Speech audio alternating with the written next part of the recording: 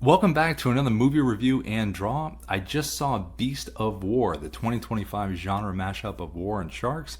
And stick around to the end of this video as I'm going to reveal my illustration of the film, and it's got a little bit of a twist. So if you love movies and you love art, hit that like and subscribe and join me. Alright, let's dive in. Beast of War is loosely inspired by true World War II events when an Australian army ship is sunk by a Japanese missile, leaving survivors stranded on a raft and hunted by something massive beneath them. Mark Cole Smith plays Leo and gives a nice, gritty, grounded performance. The rest of the cast are quirky standouts and not just fleshy cutouts for the shark to chew on. Now, the movie goes just deep enough individually where we really care about their fate, so when that arm, foot, or whole body falls into that dark ocean, we tense up and we're like, hey, get him out of here fast. Because we care. Now, the boot camp training sequences and quiet conversations between the men really set a mood and a good foundation for us connecting with them. This is all brought to life by the talented director Kaya Roche Turner, who really knows his way around tension, atmosphere, gore, and physical effects, as I really enjoyed his previous film Sting, about a scary large spider.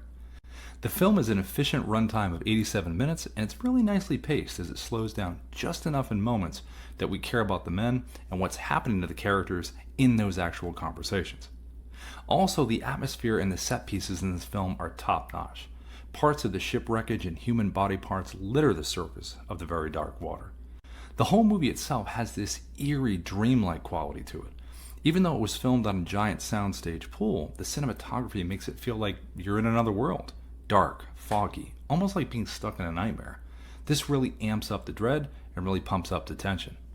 Now, about that shark, this is what I was so excited about, as I love practical effects, and when it was announced that there was going to be a shark film made with an actual mechanical shark, I was in. I've had major CGI shark fatigue for a long time now, so sick of it. Now, there have been some great practical sharks over the years. Of course, Bruce from Jaws, and Brucette from Jaws 2, and of course, the sharks from the movie Deep Blue Sea, which might be the greatest mechanical sharks ever created, as these things could swim up to 25 miles an hour on their own, and they looked super realistic and creepy. Now, the design of this shark, to again quote a character in the film, this toothy bastard, is pretty original and pretty creepy itself. Now, if we think of the GOAT, the greatest of all time mechanical sharks, Bruce from the original Jaws, he was like what a nightmare version of a great white shark would look like. Bruce was like a hulking tank with teeth. Even with those jowls on the side, just made it so much more scarier, and it gave Bruce so much more character. Now, when we look at this practical shark from Beast of War, it looks like an aging prizefighter zombie of a shark that's really in a bad mood. It's got whitish glazed eyes, it's protruding gums, it's worn skin. It looks like this shark has been through some stuff. Now, there is substantial gore in this film inflicted by our practical Punisher here, but it's not gore for the sake of gore.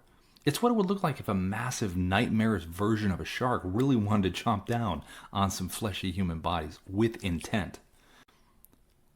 There are also some really nice nods to the aforementioned classic movie Jaws. Like when our protagonists first turn around to face a noise behind them, and it's that dinging noise from a buoy that something in the water just banged into. That reminds us of the same buoy sound when Chrissy was attacked in the opening sequence of Jaws. Also, the first breach of the shark that we see from the water, that's an original nod to Bruce surprising Chief Brody before he says, "You're going to need a bigger boat." And you could also almost hear Quint's voice during the USS Indianapolis monologue talking about his buddy Herbie Robinson, who had been bitten in half below the waist, and as one of the men in this film does reveal to us, he had that same gruesome fate. Beast of War really keeps us invested the whole runtime with interesting flashbacks and the attacks of the shark on the men. Now, these attacks never really feel repetitive because of the different and innovative ways that it continues to attack.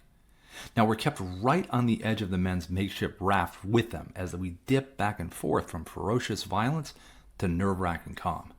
Now, the ending climax of the film did feel almost like it was over before it began, as I wanted a little bit more because of how well the whole film had been balanced up to that point. It was still really good. I just wanted more of that ending action moment in that moment, which is a nod to how well the movie itself was really laid out. Okay, cartoon time. Here's the illustration. For these cartoons, I always use Procreate on my iPad Pro. These can be funny or serious. For this one, I wanted to have a comical take on just how important I think the practical effects were to this film. I firmly believe that the actors were just a tad more scared looking into the practical effect eyes of this mechanical shark than some dude in a green suit swimming up to them making monster faces. I also wanted to have the water really lit up like a hellscape with fire everywhere and those dark clouds being a wall that was really keeping everything feeling very claustrophobic, and of course those huge big teeth coming right out of the water at the end. Thanks for watching this video, and again, if you love movies and you love seeing them turned into art, hit that like button, subscribe, and drop a comment below and let me know, what's your favorite shark movie? I'll see you at the next video.